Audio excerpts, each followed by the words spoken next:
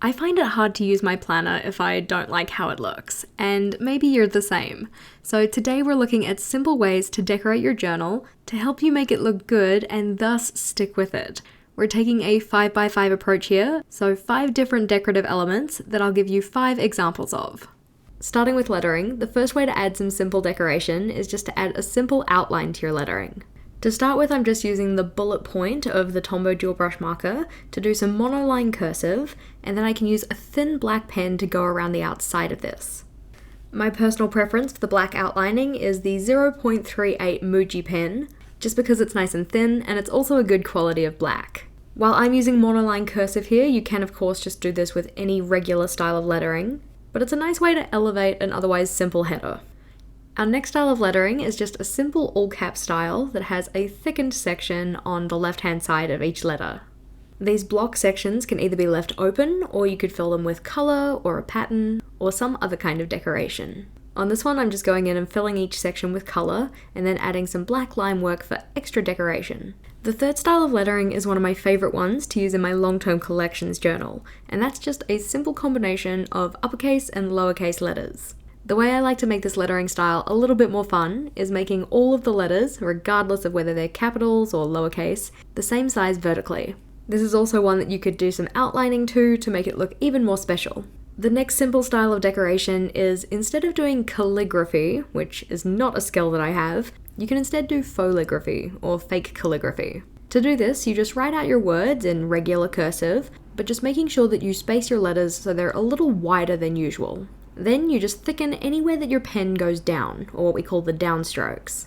You can leave those thickened sections open and colour them in with a different colour compared to the pen you're using, or what I'm just doing is going in with the same pen and making it look like it was written with a calligraphy pen. I do have a separate video on fauxligraphy if you wanted to check that one out, and any of the videos related to this one can be found linked in the description box below. Our fifth style of simple decorative lettering though is one of my favourites, and this is doing your lettering as if it was on a digital clock.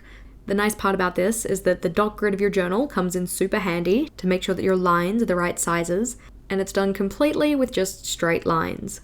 Our next category for our simple decoration efforts are that of borders and dividers. And the first style we have for this is another one of my favourites, and that's dots and dashes.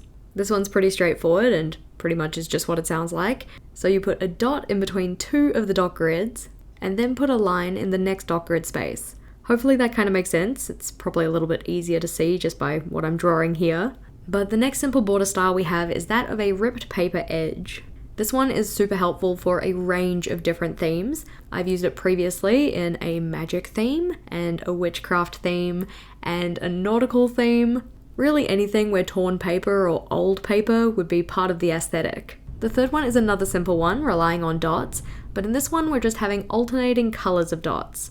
So here I'm using orange and blue, and you can see the orange ones are within the dot grid spaces, whereas the blue ones I'm putting on the dot grid itself. On this one I've just used 2 colours, but you could include even more of a colour palette by including more colours. The fourth border design we have is also another one that's pretty fun and straightforward, and this is to make a border that looks like string lights. This one's good for themes like Christmas or even just light bulb themes in general, and is another fun way to incorporate your colour palette. The fifth border design is a little harder to describe, so we're going to slow it right down. So for this one we're going to be doing triangles. So to start we're going to need to do a dashed line, so making use of every second dot grid space, like this. And then on the next line down, we're going to do the same, but on the other spaces. These are going to be the bases of our triangles. So for each of the ones at the top, we're going to have a triangle pointing down, and for each of the ones at the bottom, we're going to have a triangle pointing up. To help me form my triangles, I'm just going to go and put myself some little reference dots in here. So a dot in the middle of each of those dashed lines. So each of those dots that I've put in now, they're going to form the tip of my triangles. So for instance, this one on the end here, we can draw some lines down to meet that dot. We got a nice little triangle.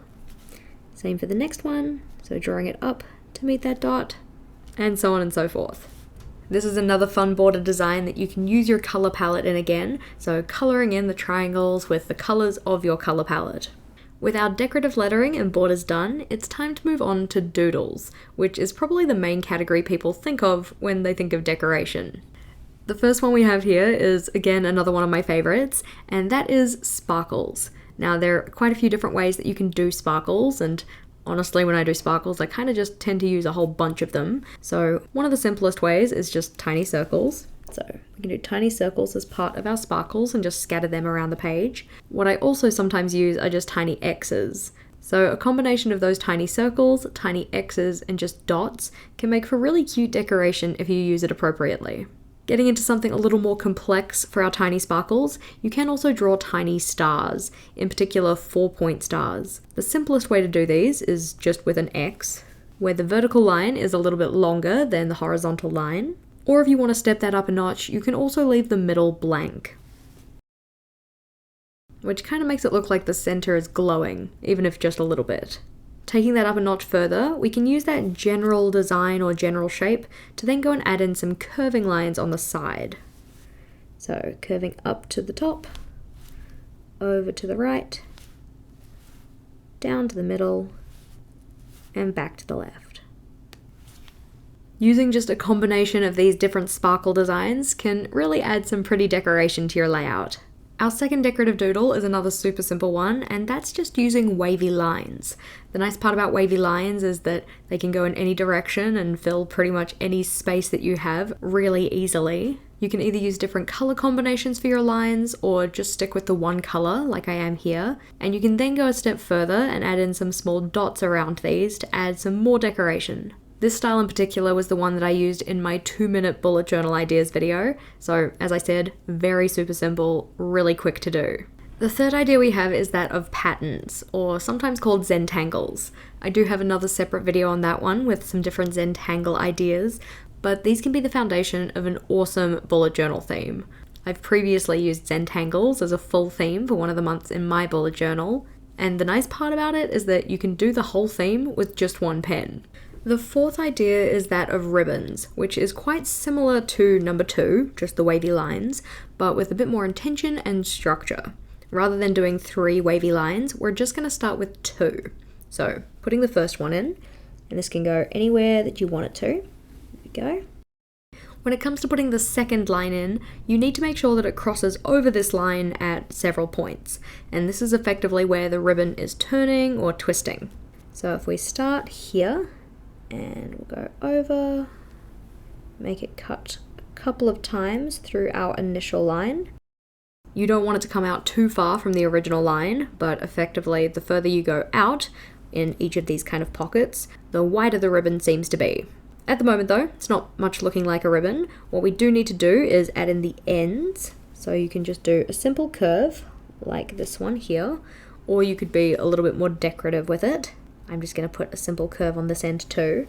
Technically speaking, this end is probably a little thicker than I would have liked, just considering that these middle sections and this one at the end is a little bit thinner.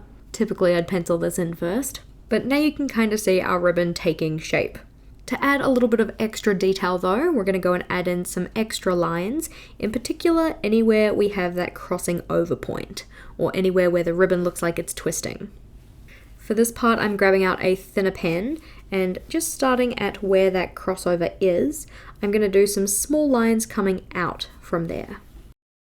This just adds some shadowing or some kind of like dimension to the ribbon, and if you do it on each of those turns, it looks quite visually effective. Do try to add some variety in the length of those detail lines. If they all kind of end at the same place, it'll look a little bit odd, so you want some that are smaller and some that are longer. As you layer the lines one on top of the other, it'll really darken up those crossover points, and it makes the ribbon look shiny. This decoration style in particular I used in my most recent bullet journal monthly setup.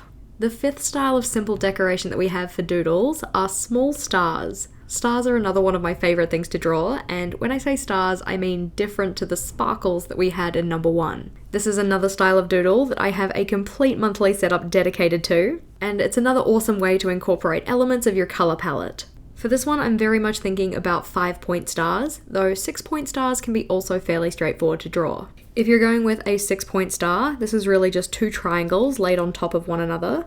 So one triangle that points downwards to start, to give us 3 points, and then another triangle on top to give us 6. From this point you can fully color this in, or you can leave it open like this. I'm going to color my one in. So we have a black 6-point star.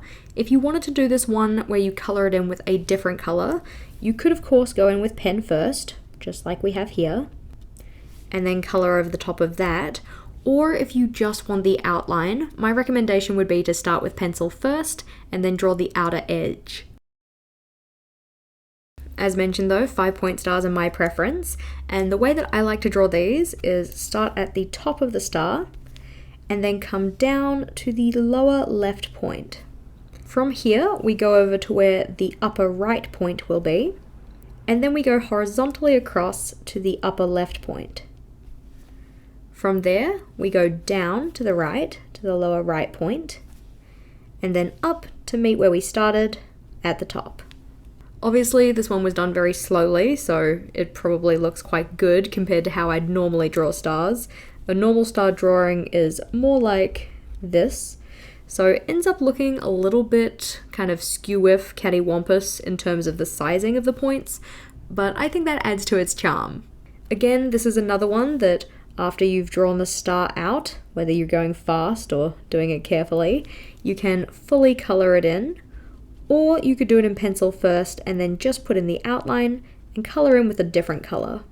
Speaking of color palettes, this is another way to add easy decoration to your bullet journal. While there are a huge range of color palettes that you can create to use in your journal, we're going to mainly focus on different types of color palettes. So the first one we have is a monochromatic color palette. These are using materials that are all the same hue, so for instance all pink, but in a variety of different shades. The next style of color palette you can use is a grayscale color palette that has one feature color. Typically when I pick the feature color, I like it to be a bright one, so for this one I've gone with bright orange. Another type of color palette that is super popular is a pastel palette. These are typically associated with kind of summery or spring type themes, though a summery theme would also work really well with our fourth color palette, which is those that use vibrant or bright colors. For our fifth palette though, we're looking at more darker muted tones, which also can make for a really nice color palette. If you were looking to recreate the color palettes that we have here in particular, I'm also listing out the numbers for the Tombow Dual Brush markers that I've used. But if you were looking to create color palettes of your own, I do have a separate video with some recommendations and ideas. Our fifth category for simple decoration ideas though is that of additional elements. By this I mean other things that you can use in your journal to add in more decoration. Our first idea for this section is ripped paper. This could be something like Decorative paper from the Artronol of notepads or somewhere else, or it could be any decorative paper that you have. What can be a good idea, outside of just going and buying specialty papers, is saving wrapping paper from gifts and packing materials, as those can also be really good for decoration. The second idea is that of washi tape. My personal preference for washi tape are the ones from the Washi Tape shop, which I do have a discount code for in the description box below. I especially love that the washi tape comes in themed sets, so you have a bunch of different ones that you can use to build a theme from. Stickers are another excellent way to add easy decoration into your layouts, and again the ones I have here are from the Washi Tape shop. The fourth idea is to use sticky notes as decoration. While you can of course buy sticky notes that are already decorative, you can also just use plain ones and add extra decoration using your pens. And our fifth idea is that of stamps, which can be an easy way to either add lettering or decorative elements into your planner. On this page we have 25 different ideas of how you can decorate your planner, and you can use a combination of the elements together to build a simple and easy decorative bullet journal setup. If you are looking for more ideas of ways you could add decoration into your journal, do be sure to check out the playlist we have on screen here, or if you are looking for more bullet journal ideas in general, the one down the bottom is where it's at. As always, thank you for watching, and until next time, bye!